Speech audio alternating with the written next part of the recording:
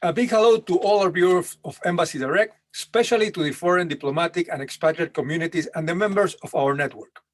We would like to continue today with our new segment as we deliver the good news. As usual, we will engage with different role players of our society who will share their life experiences and how, through their actions, they are making a difference within their community. Our next guest in this series of interviews is Mr. Solly Moeng. He's an experienced holistic brand manager and media professional who, as a destination brand management expert, founded Africa Brand Summit. Hello, Solly. How are you today? Hello, I'm very, very good. How are you, Rodrigo? And to your audience out there and spectators. Thanks for joining us. And let's jump into the questions. Yep. Kindly describe your organization and the role you play within it. Well, the Africa Brand Summit was founded in 2016, but it was only launched in 2018 because we had to skip 2017 to allow the ANC, the governing party, sometimes I call it the misgoverning party in South Africa, to choose new leadership at the end of 2017. But the aim of it is really to interrogate Africa's brand potential. You know, there are many negative things happening in regards to how Africa is viewed around the world and in Africa, and there are positive ones. So the aim of the summit was to say, let's isolate the negative things and propose ways to address them over time, and let's isolate the positive things and address ways to continue investing in them over time, so that we get to a point where more positive things get said about Africa than negative ones. South Africa has had challenging 18 months. How is your organization making a positive difference? Please mention how others can get involved and support your efforts. Well, look, we don't control policy in South Africa. Fortunately, we still live in a country where freedom of expression is appreciated and tolerated and and respected. So what we do is we generate conversations. We host difficult conversations. We get people to look into the mirror. A lot of times in South Africa and maybe in other parts of the continent, we easily blame somebody else. In South Africa, we blame apartheid, we blame white people, we blame a beast called the white monopoly capital for all the troubles. But we don't look at the people who are really responsible for the state that the country finds itself in today.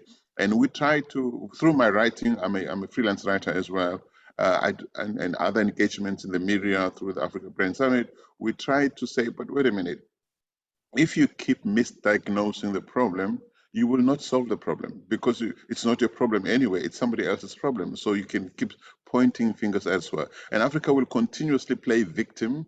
It will continuously blame everybody else except itself. But a lot of the troubles we're in the rest of the continent, in South Africa, are bad leadership, kleptocratic leadership, leadership that lacks vision, leadership that lacks the appreciation of, for instance, in South Africa, we're a very diverse country. You can't lead South Africa if you don't first appreciate and acknowledge that we are always going to be a diverse country. Once you start saying, I'm black, I'm going to lead for the blacks, I'm white, I'm going to lead for the whites of color, Indian, China, Chinese, etc., then you're not the right person for this country. So our contribution is really to say to people, you need to stop fighting battles that are unwinnable.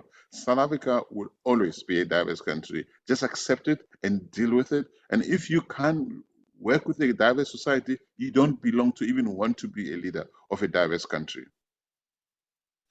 It's very true, Solly.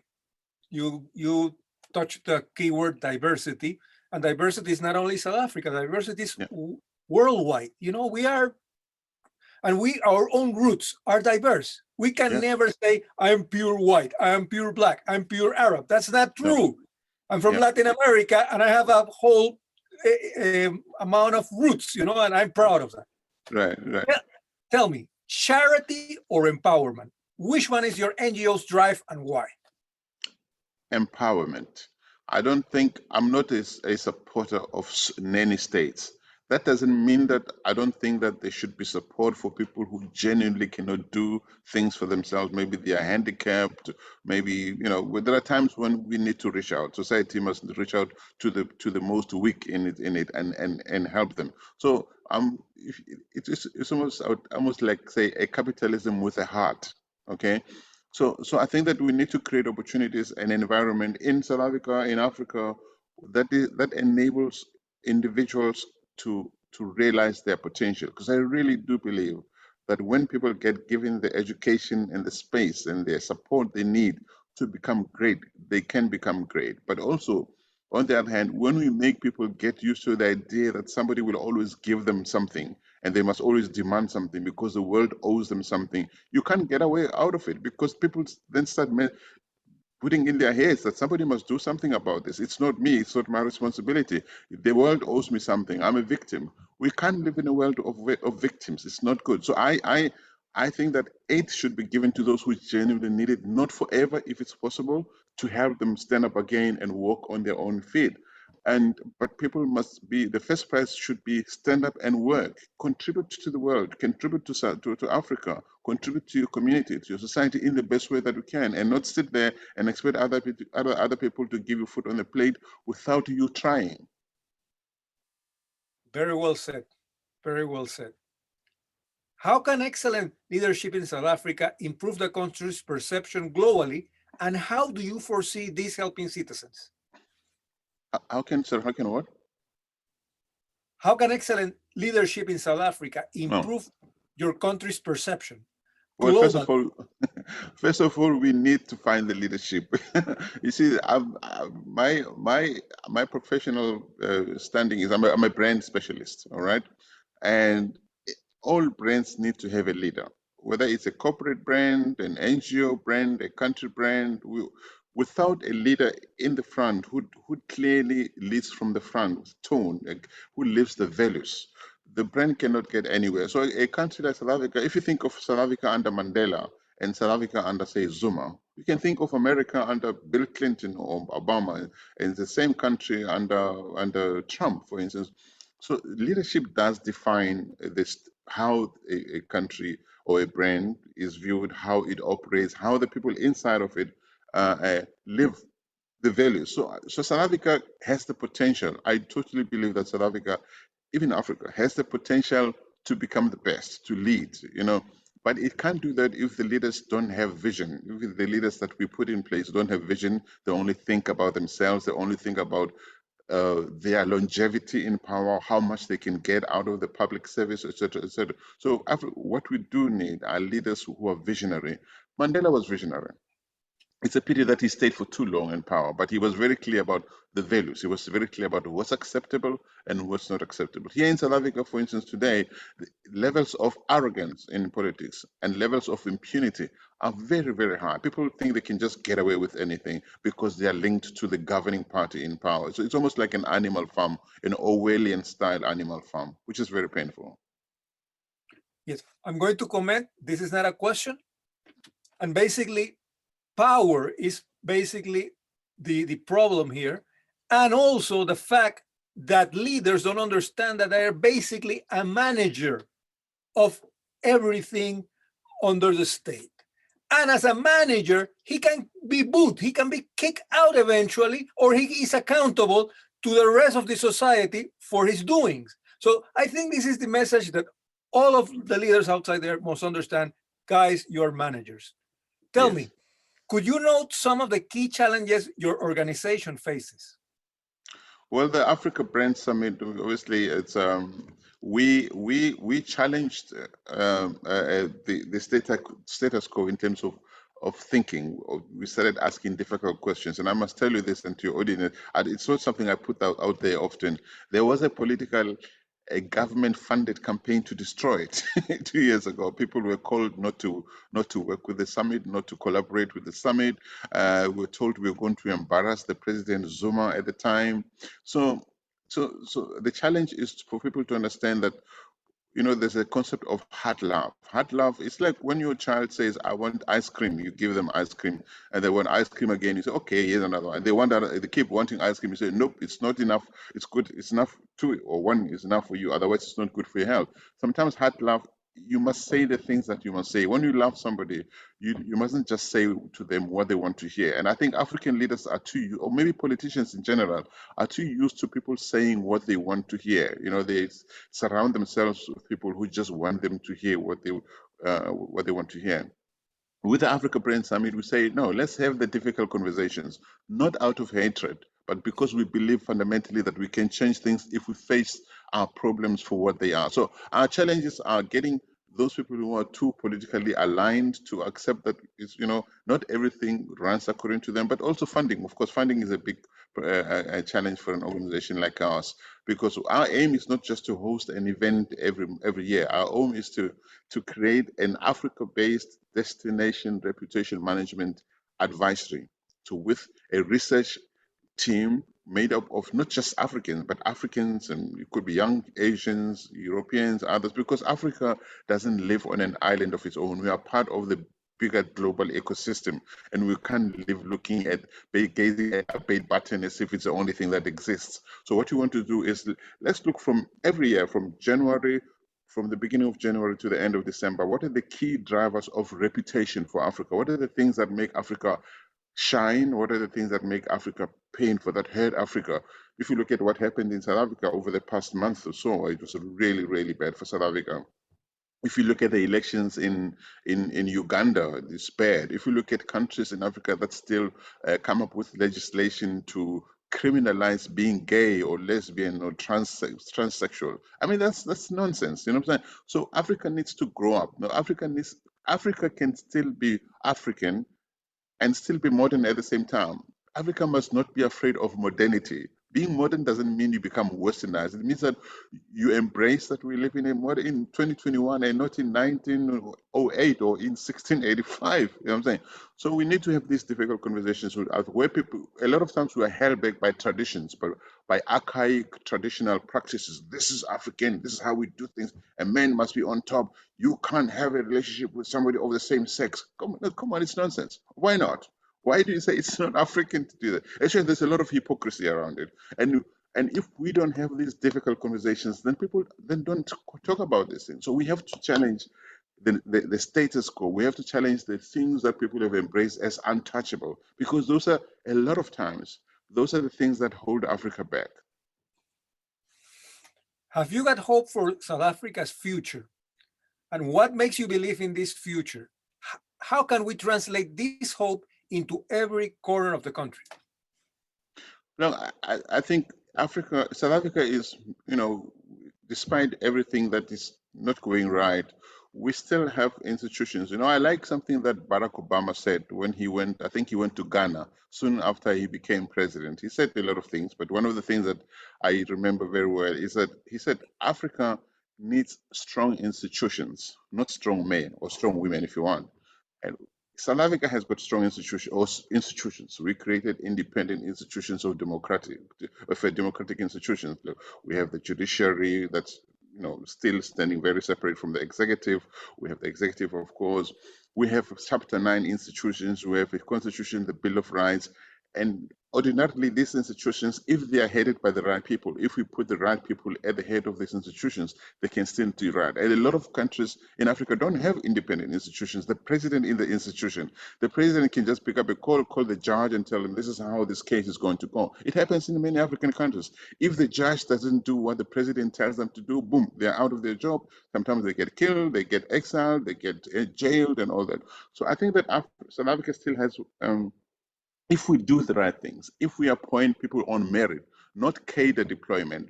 This process of cadre deployment, you and my comrade somewhere out there, here's a big institution, come and run it. It doesn't matter whether you have the qualifications or the skills to do it. That's what's killing South Africa. And also interference by politicians into the functioning of state-owned institutions has been a big problem. So we have the basics in place, but what we have to do, especially after state capture and other forms of corruption that we have seen that have killed this country almost, we have to look back and say, what are the systemic changes that we need to introduce to make sure that what happened doesn't happen again? What are the checks and balance that we need to put in there? It's not just a matter of replacing Solly with Ivan or Ivan with Mary or Joseph.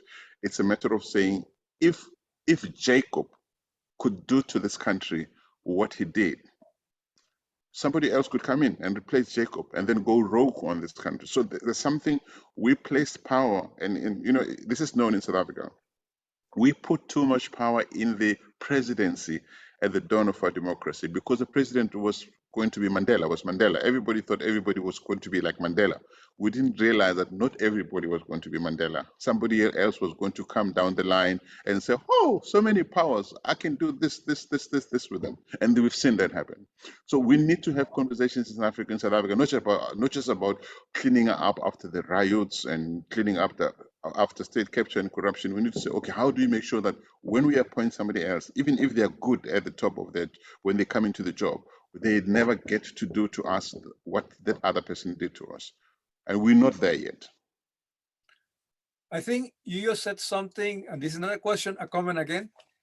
The antagonist of every political party is actually meritocracy, because meritocracy doesn't fall in the scope of a political party, because they have to respond to the party member, to the friend, and so on.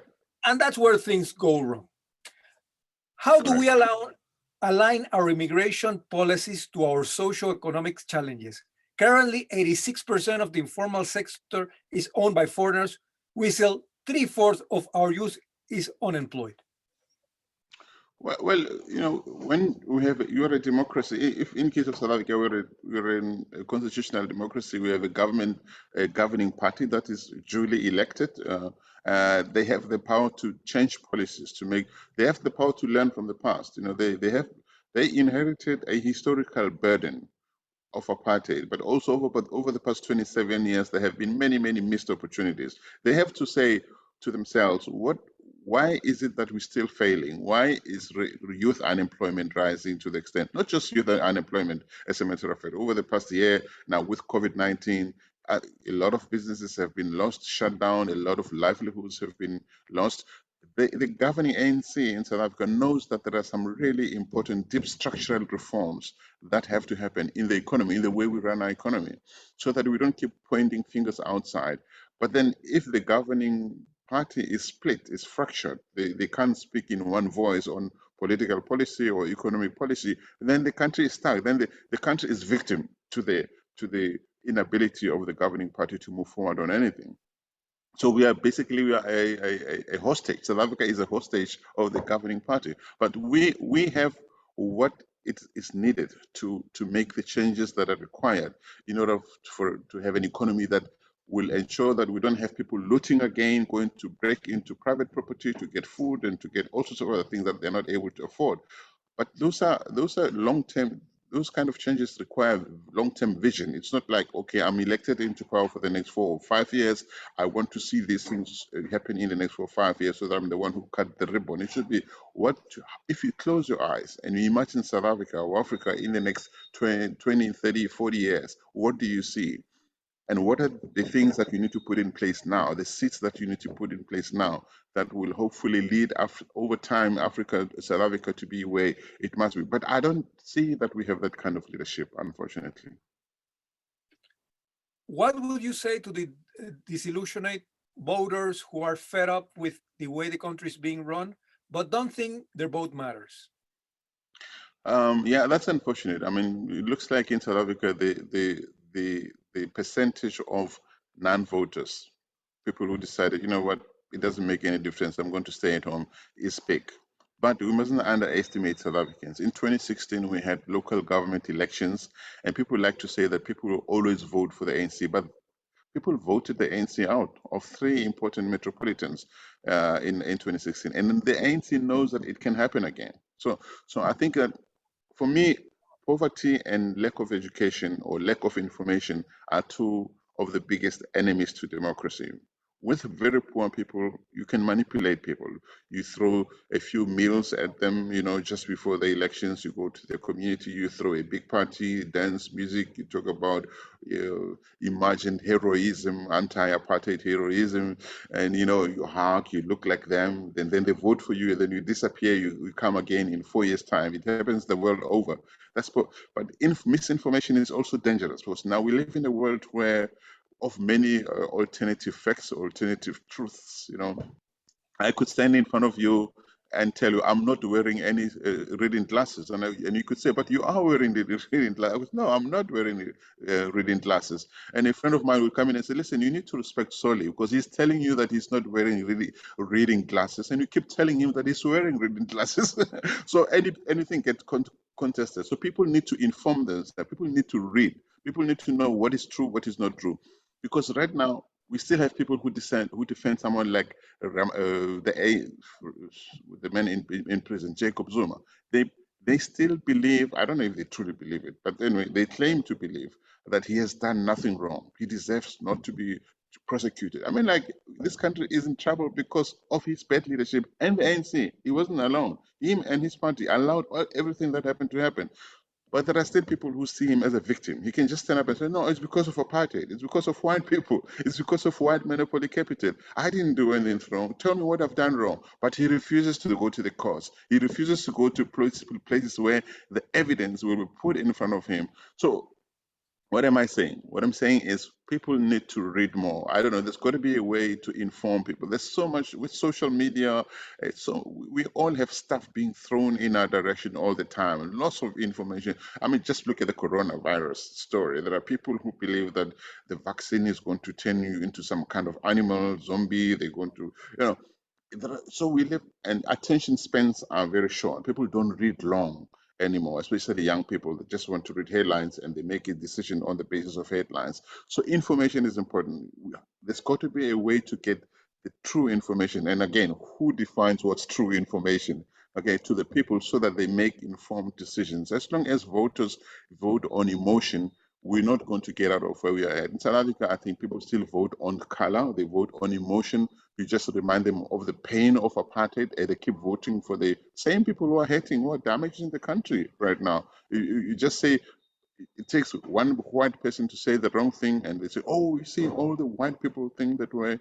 So, or one black person says the same, something wrong, and oh, the black people. So I think information is important. How do we get people? It's just a formal education, it's civic education. People still don't understand how societies function and why voting is important.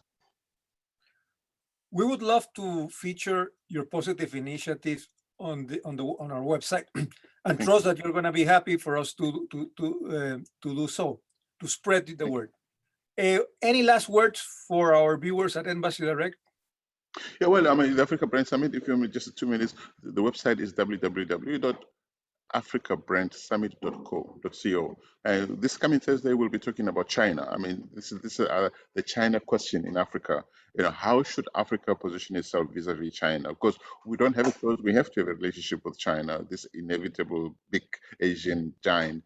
But should we go towards China as individual countries, or should we adopt a continental or regional position so that we are stronger vis-a-vis China? Because when you face China on your own, it just walks all over you. So I think that people must read. It's tiring, but they must read as widely as possible. And they must also not be allow themselves to be made prisoners of preconceived ideas, of old narratives that do not help Africa to go forward. Thank you very much, Solly, for your wise words today. And we are sure that you will be successful in your endeavors to change this country. Thank you very much. Thank you. I appreciate it. Bye-bye.